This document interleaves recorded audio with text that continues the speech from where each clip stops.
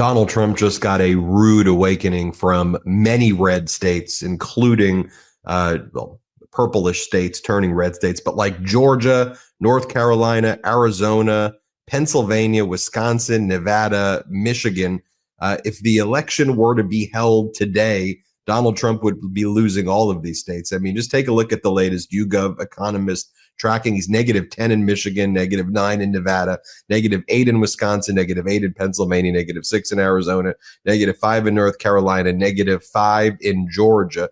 The Atlantic Journal-Constitution shows how new polling finds that most Georgia voters oppose Donald Trump's disastrous budget plan. His approval ratings in Georgia are below 43% right now. And again, Georgia unfortunately went for Donald Trump in 2024. And I just think back to February when we were seeing in red districts like MAGA Republican Rich McCormick's district, when people started showing up in February to let these MAGA Republican Congress members in the red districts know how the people felt about them. And I'm just thinking, here we are in August.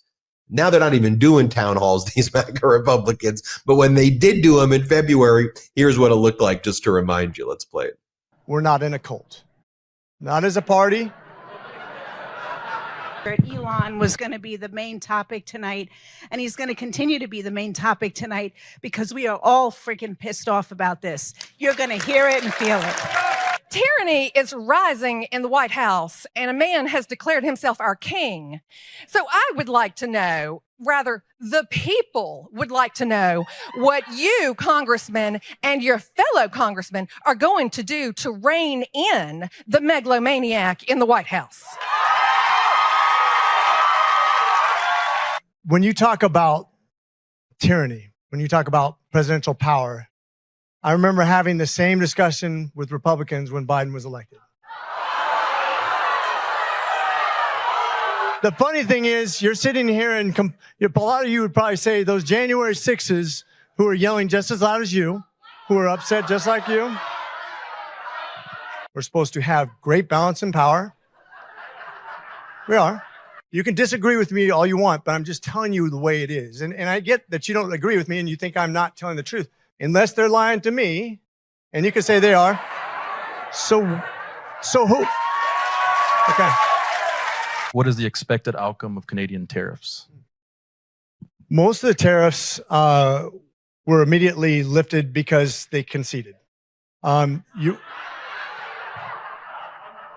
It is a voter suppression law that you signed on as a sponsor of, and I want to know why you're scared for me to vote. I'm definitely not scared of you, vote. Well, that was in February. Doesn't that feel like that was like generations ago?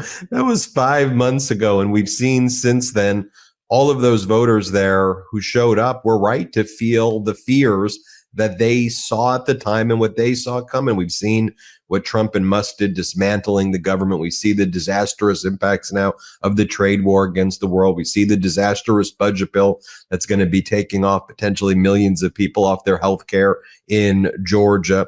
I want to bring in a state representative of Georgia who's running for Congress in Georgia's 13th congressional district. I want to bring in Dr. Jasmine Clark, PhD microbiologist, a sitting state legislator, an educator. You're someone who has devoted your life to science, someone who's devoted your life to a fact-based approach. And you've seen the cuts in Georgia and throughout the country. And you're running against someone also who's got a lot of health problems, who wasn't even there for missed a whole month of voting as well. So just let's start off with Georgia. Since that clip I showed you of Congressmember McCormick, and since those days in February, where are we now? And then let's talk about your race. Yeah, absolutely. So I think the people of Georgia are definitely still feeling like the policies of Donald Trump and the policies of MAGA are harming our communities. So you talk about small business owners. They are still feeling this these consequences of the tariffs. It goes up, it goes down. People don't know what's going on. But what they do know is that it's hurting their pockets, it's hurting their businesses. When you talk about immigration, like the immigration policies of Trump and MAGA have been an absolute failure. And what we're seeing are American citizens or green card holders getting caught up in the fray. And Republicans will say, oh, well, it's fine. Everything is getting figured out on the back end. But none of them would be okay with being detained, arrested, shipped off to random places because of a oops, my bad, oh, well, like, get over it. Like, that is not the way that people want our government to run. Also, here in Atlanta, we have the CDC, and the cuts to the CDC and the indiscriminate firing that was done by Doge and Elon Musk. We are still feeling the effects of that today. I've stood on the corner with several of the CDC workers in protest to say, bring those jobs back, but also let's have people in place in leadership that actually value research and understand just why public health is so important to our country and to our state and to our communities. And so those are just some of the things that I'm hearing all around Georgia. When I saw the graphic about Donald Trump's numbers here in Georgia, absolutely, I am not surprised. I feel like Republican policies are always a little unpopular. However, people are now really starting to feel it. And let's be honest, everyone was talking about the price of eggs at the beginning of the year. The price of eggs in Georgia have not gone down. They have actually gone up. And so none of these policies are actually serving the people. And now people are kind of, coming to grips with that. They don't like that Donald Trump wants to build a $200 million ballroom. They're not into that plan, or getting a Qatari jet for himself that will become a personal gift to him because the Republicans have blocked any amendments to prevent that happening. You mean they don't like that Donald Trump's out there golfing and opening up golf courses in Scotland and Aberdeen and telling everybody that it's the greatest golf course in the world? I don't know. I mean, isn't that what the people in Georgia, they don't want to see Donald Trump sell meme coins and colognes and perfumes, or talk about how hot Sydney Sweeney is on a daily basis? You mean to tell me that those aren't the kitchen table issues?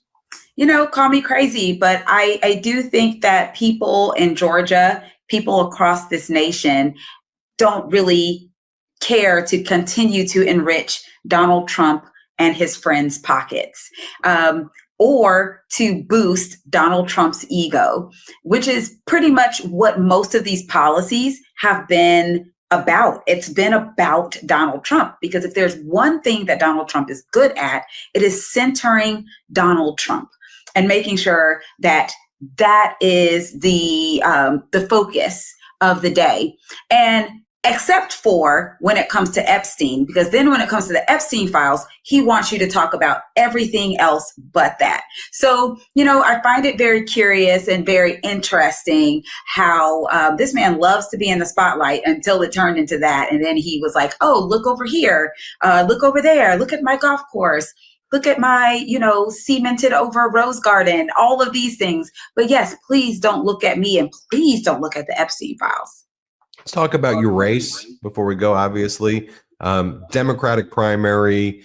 There are some people who say, with all of the conflict, there's a debate out there, right, about challenging sitting people, letting room for new leadership, having a different type of advocacy of people who now want to fight on the front lines and make way for a new group of fighters. And that's, I think, kind of the lane that you're pushing for, is like, okay, we appreciate the work, but it's time for some new leadership.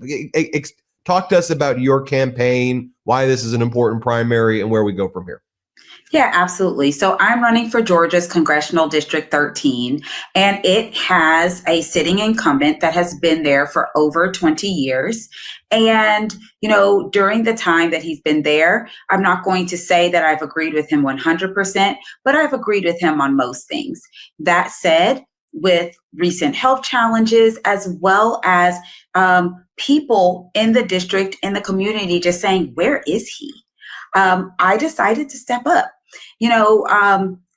Georgia does not have any purple districts. There are no competitive seats for Congress in the state of Georgia. Due to gerrymandering, we have Republican seats and we have Democratic seats. That's it. And so the only opportunity for people like myself to actually go to Congress and fight is usually to run against an incumbent. So the district is made up of 6 counties: Gwinnett, Newton, Rockdale, DeKalb, Henry, and Clayton. The majority of the district, out of all those 6 counties, the majority, or the largest county that is represented in the district, is Gwinnett County, where I live and where I have served and where I have represented the people since 2018. And this race, this campaign, it's not about singling out one person, and it is not about trying to disrupt. It's more about answering the call. I got the call from the community. They said, we would love to see you there. Ironically, the clip you showed with Rich McCormick, I had a town hall that same exact day. Mine did not go the way that Rich's went, by the way. Mine was much more peaceful. But that town hall was actually supposed to be a federal, state, and local town hall. But unfortunately, the congressman was not able to come, and his staffer showed up very, very late, was only there for the last 15 minutes of the town hall. And so that was a moment where I said, my community wants to hear from their congressman. You can see people want to hear from their congressperson. I know they want to hear from me too. They want to hear about what's going on at the state level. But back in February, people were like, what is going on in Congress? And they were reaching out, and he didn't show up. And so I want to be a congressperson that shows up. I want to bring my science voice to Congress the way I brought it to the Georgia State Legislature as the only PhD scientist currently in the Georgia State Legislature. I have been able to use my science voice to really fight for the people, fight for public health, fight for research, fight for education, and just generally fight like a scientist. I mean, I really get in the weeds and I ask some tough questions. I want to do that same thing up in Congress. So that's the reason why I'm running for Congressional District 13.